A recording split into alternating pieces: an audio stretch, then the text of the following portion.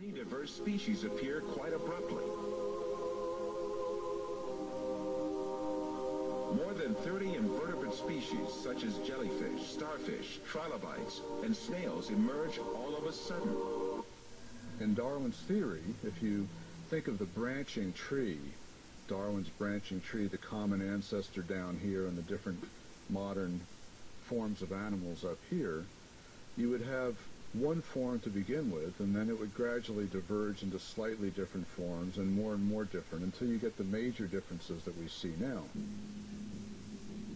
The problem with the Cambrian explosion is that all these major differences appear together at the same time, with no fossil evidence that they descended from this common ancestor. The article reported on cutting-edge research by Chinese scientist J.Y. Chen, an internationally respected paleontologist at the Nanjing Institute of Paleontology and Geology. Chen's discoveries in the fossil beds in Xinjiang, China, have rocked the scientific establishment. Located in the province of Yunnan in southern China, Xinjiang has some of the world's best preserved fossils from the Cambrian era. Darwinism has maybe only telling a part story for evolution. According to Chen, the fossils he's discovered turn Darwin's tree of life upside down. Darwin's tree reverse conjugate very unexpectedly. Our research is convincing major phyla starting down below at the beginning of Cambrian. Base is wide, gradually narrow, so that is almost turned down different way. This situation refutes the theory of evolution for sure, because Darwin wrote in The Origin of Species, if numerous species belonging to the same genera or families have really started into life all at once, the fact would be fatal to the theory of descent with slow modification through natural selection. This fatal stroke that frightened Darwin comes from the Cambrian period, right at the outset of the fossil record. No fossil remains supporting evolution have ever been unearthed in excavations conducted in every corner of the world. Professor Roberto Fondi is a specialist in paleontology. He teaches at the Department of Earth Sciences in the University of Siena in Italy. You may be surprised to know that the fundamental assumptions upon which evolutionary thinking is based are not at all confirmed by paleontology. All the biological groups, from bacteria and blue-green algae to man, appear abruptly in the fossil record without any links connecting them with each other. Why is it then that so many people believe the fossils prove evolution? Evolution is presented to grown-ups and taught to the very young as a fact that has been verified and demonstrated for so long that it is a waste of time and even ridiculous to question it.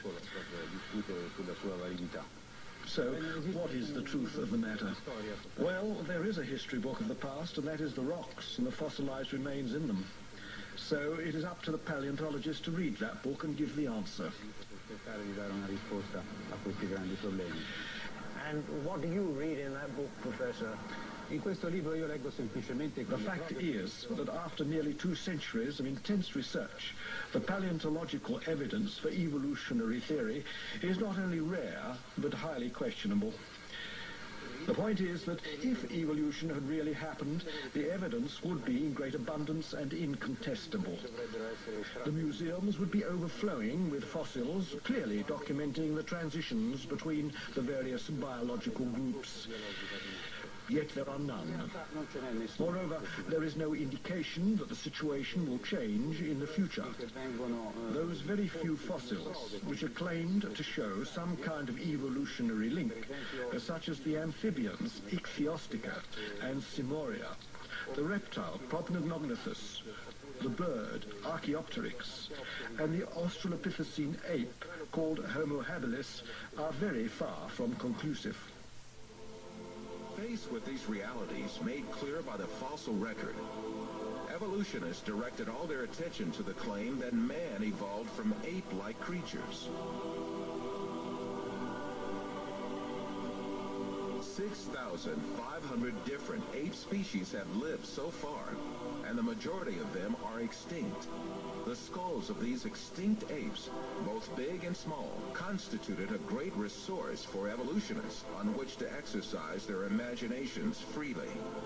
Arranging the skulls of these extinct ape species from the smallest to the biggest, and adding some skulls of vanished human races to the series, evolutionists concocted the scenario of human evolution.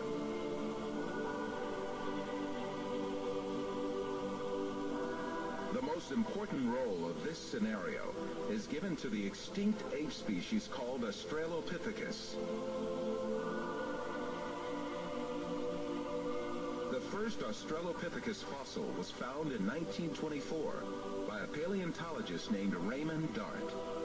Since then, evolutionists argue that this ape species, the name of which means southern ape, is a man-like creature. However, when Australopithecus and chimpanzee skeletons are compared, it is seen that there is no important difference between the two. In the face of this fact, evolutionists hypothesized that Australopithecus walked upright on its 2 feet, differently from other apes. However, two world-renowned anatomists, Lord Solly Zuckerman and Professor Charles Oxnard, refuted this allegation. Simply put, Australopithecus, advanced as the ancestor of man by evolutionists, is merely an extinct ape species.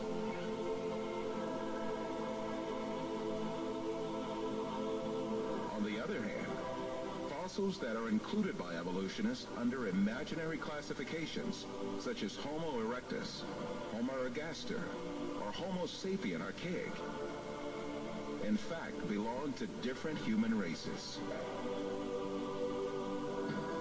When these fossils are inspected, it is seen that their skeletons are essentially the same as those of people living today. The only dissimilarities are a few structural differences in their skulls. But differences like these are to be found in different human races alive on Earth today.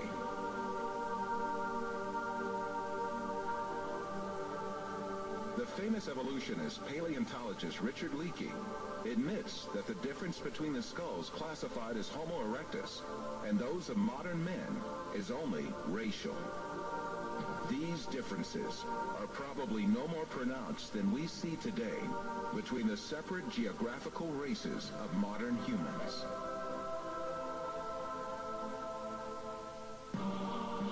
The only defense left to evolutionists against all these scientific facts is just one thing: propaganda.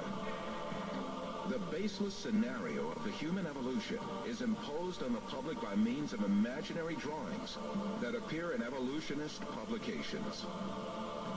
In these drawings, creatures with hairy bodies and simian features are decked out with overtones of human-like motifs. The given impression is that these half-man, half-ape transitional forms did live once. From time to time, drawings that present snapshots from the social life of these creatures are made. These misleading drawings are introduced in a particular sequence to engrave the scenario of the human evolution on the subconscious of society. Even in the most famous scientific publications, there frequently appear such window dressings called reconstructions and imaginary family tree drawings made by their inspiration.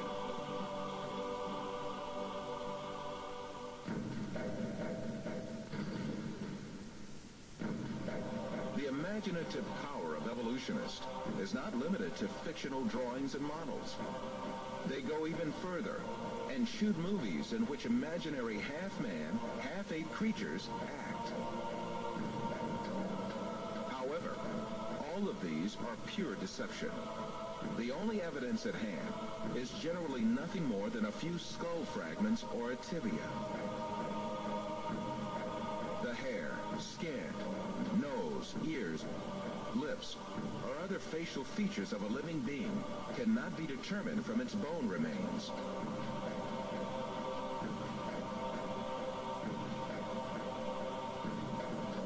Evolutionists shape these soft tissues, which leave no trace in the fossil, to suit the purposes of their theory, and produce imaginary reconstructions in their workshops.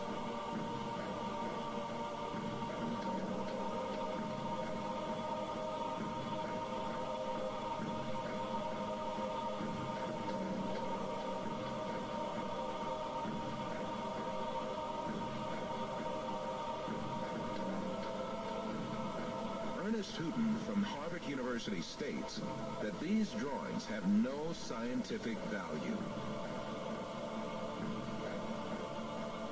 You can, with equal facility, model on a Neanderthaloid skull the features of a chimpanzee or the lineaments of a philosopher.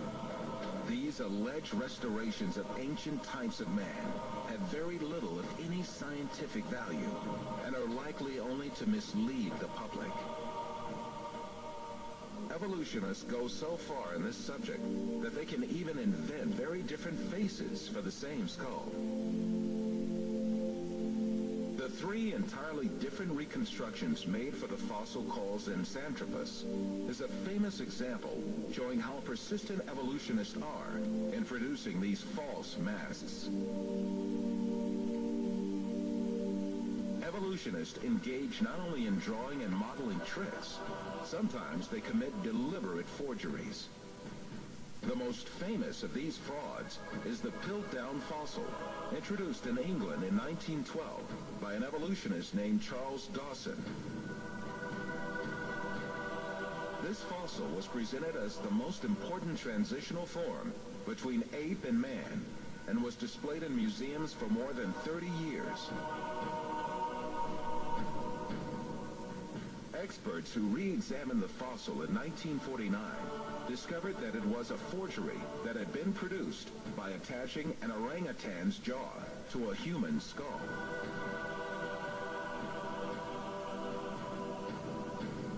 Another intermediate transitional form fabricated by evolutionists was the Nebraska man.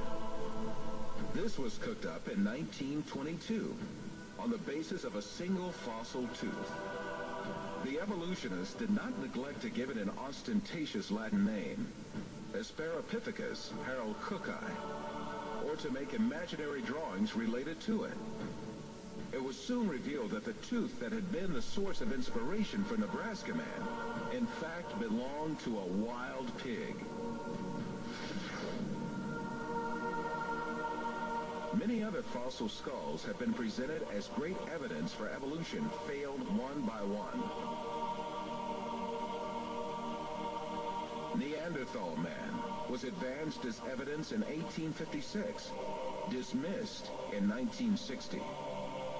Piltdown man was advanced as evidence in 1912, dismissed in 1953. Zensanthropus was advanced as evidence in 1959, dismissed in 1960. Ramapithecus was advanced as evidence in 1964, dismissed in 1979.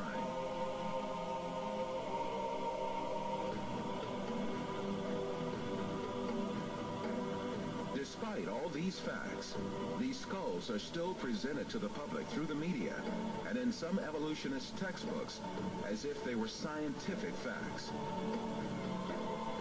In many countries, an important part of the society supposes that evolution is a proven fact. A great deal of this so-called evidence of evolution, much of which has been dismissed by evolutionists themselves, is still presented to school children in their textbooks, where they are depicted as the ancestors of man.